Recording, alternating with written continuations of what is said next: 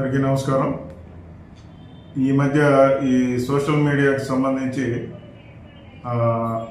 రకరకాల వ్యక్తులు పార్టీలకి అనుకూలంగా, ఒక పార్టీకి అనుకూలంగా ఇంకో పార్టీకి వ్యతిరేకంగా ఈ రకంగా ఒకళ్ళ మీద ఒకళ్ళు ట్రోలింగ్ చేసుకోవటం, దుష్ప్రచారాలు చేసుకోవటం ఈ మధ్య మనం తరచూ చూస్తున్నాము. ఇది సాధారణంగా లా అండ్ ఆర్డర్ పరిస్థితులకి అంత మంచిది కాని విషయము.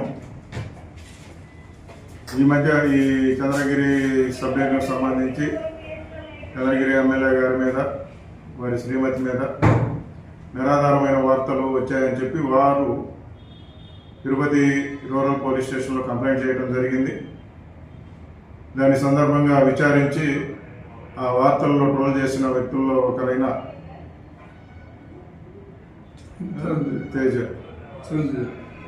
చరణ్ తేజ అనే వ్యక్తిని అదుపులోనికి తీసుకొని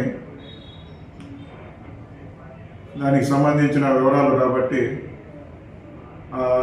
అందుకు కారకుడైన ఆ చరణ్ తేజని రిమాండ్ చేయడం జరుగుతుంది. దయచేసి ప్రజలకు విజ్ఞప్తి చేసేది ఏంటంటే, సోషల్ మీడియా ప్లాట్ఫామ్ని మంచి చేయడం కోసం వినియోగిస్తే బాగుంటుంది.